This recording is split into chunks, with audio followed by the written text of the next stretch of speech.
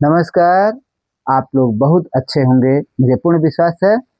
आज हम विज्ञान का एक रोचक टॉपिक पर बात करेंगे, ससंजक बल और असंजक बल। अब ये देखते हैं कि ससंजक बल और असंजक बल क्या होता है। क्या आपने कभी सोचा है पानी की बूंद गोल क्यों होती है?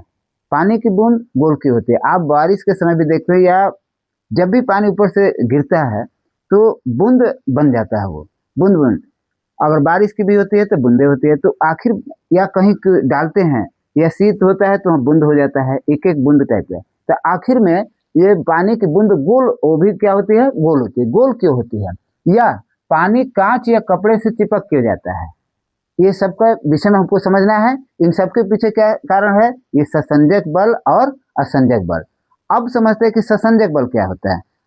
ससंजक बल एक ही पदार्थ के अणुओं के बीच लगने वाला आकर्षण बल है।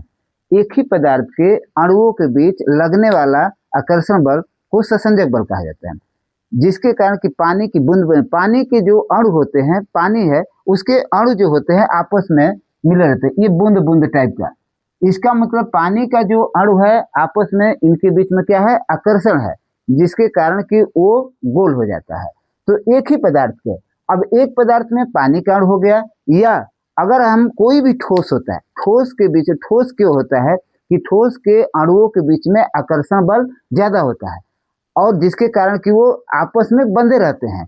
अब वो भी जो है उसी को भी ससंजक बल कहा है। ससंजक बल के कारण ही वो ठोस आपस में, उनके अणु जो होता है आपस में बंधे रहते हैं, और वो बल का क्या कहा जाता है? ससंजक बल कहा जाता है।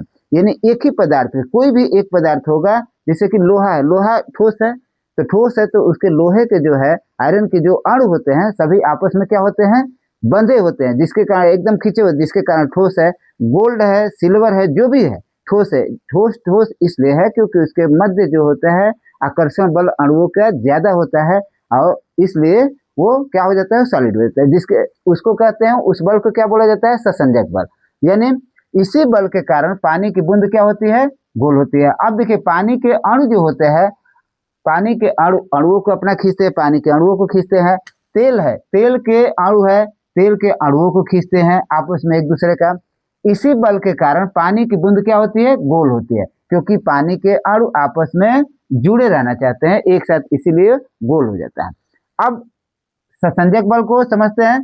समान पदार्थ रहेगा, एक ही तरह का कोई भी पदार्थ होगा, समान अणु, अगर एक प्रकार का पदार्थ है तो उसका अणु भी समान होगा। उसके बाद में इसके बीच में आपसी आकर्षण होगा, उसी को क्या कहा जाता है? इक्वल टू ससंजक बल। यानी समान पदार्थ, समान अणु और उसके बीच में आपसी आकर्षण, और उसी को कहा जाता है ससंजक बल। आप ससंजक बल समझ होगा। केवल बस यही ध्यान देना है कि जो आपसी अणुओं के बीच में लग रहा है बल, वो एक ही पदार्थ के अणु होने चाहिए। तो एक पदार्थ के अणुओं के बीच लगने वाला बल को ही ससंजक बल कहते हैं। अब आइए समझते हैं असंजक बल। यह विभिन्न पदार्थों के अणुओं के बीच लगने वाला आकर्षण बल है। यह विभिन्न पदार्थ के बीच, अणुओं के बीच लगने वाला आकर्षण बल है। जैसे पानी है, कांच की दीवारों पर चिपक जाती है, कपड़ा में पानी सूख जाता है तो कपड़ा अलग हो गया, पानी अलग हो गया। इन दोनों के अणुओं के बीच लगने वाला जो आकर्षण बल है, इसको आसंजक बल कहते हैं। जैसे ये जो है बोर्ड है, व्हाइट बोर्ड है, और यहाँ पर हम ए से लिख रहे हैं, तो ये जो लिख रहे हैं तो देखिए ये चिपक रहा है, ये चिपक रहा है। यहाँ पर ये हमें दिखाई दे रहा है, रेड कलर का ये लाइन दिखाई दे रहा है।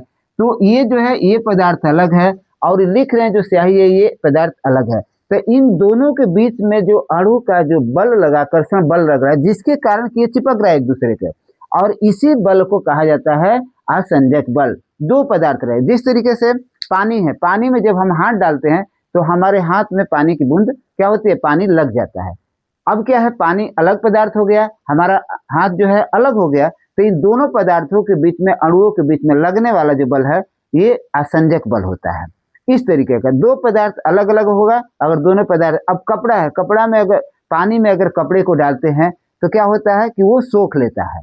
कपड़ा जो है पानी को क्या कर लेता है? सोख लेता है। यानी कपड़े का जो पदार्थ ये अलग हो गया और वो पानी अलग हो गया। अब दोनों के अणुओं के बीच जो आकर्षण बल हुआ, इसको कहा जाता है असंजक बल।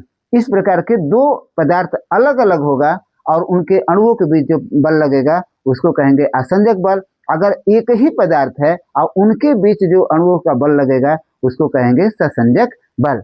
अब आइए देखते हैं, इसी कारण अब गिलास का आप देखते हैं, गिलास में कारण बल, इसी बल के कारण गिलास में पानी के किनारों पर चिपक जाता है या कपड़ा पानी में सोख लेता है। यानी ये क्या होता है कि अलग पदार्थ होगा, अलग अणु होंगे, आपसी आकर्षण होगा, इसको कहा जाता है असंजक बल। तो हम लोगों ने ये समझ लिया कि एक प्रकार के पदार्थ होंगे तो उनके अणुओं के बीच लगने वाला बल ससंजक बल होगा। जिस तरह से पानी पानी के बीच, तेल तेल के बीच जो अणु होते हैं, पानी गोल होती है, बारिश होती है तो पानी के बूंदे गोल हो जाती है, तो गोल कारण ये होता है कि उनके अणुओं के बीच में आकर्षण बल होता है। और असंजक बल क्या होता है कि दो अलग अलग पदार्थ होगा और उनके बीच लगने वाला आकर्षण बल क्या होगा, असंजक बल होगा। जिस तरीके से अगर कागज पर स्याही गिराते हैं तो कागज जो होता है स्याही को क्या कर लेता है, सोख लेता है। तो ये स्याही अलग हो गया पदार्थ, कागज अलग पदार्थ हो गया, और दोनों के बीच में जब आकर्षण बल लगा तो दोनों एक दूसरे सोख लिया, तो इसको कहा जाता है असंजक बल। दो पदार्थ अलग अलग होंगे तो असंजक बल, दो पदार्थ, दोनों पदार्थ एक समान होंगे, एक होंगे, और उनके बीच अणुओं का बल जो लगेगा, आकर्षण बल लगेगा, उसे ससंजक बल कहते हैं। यह आप लोगों ने ये समझ लिया कि ससंजक बल और असंजक बल किसे कहते हैं, इसके बीच में अंतर भी हम लोगों ने समझ लिया। अब यह अगर वीडियो अच्छी लगे तो लाइक करें, शेयर करें, मेरे चैनल को सब्सक्राइब करें। बहुत बहुत धन्यवाद।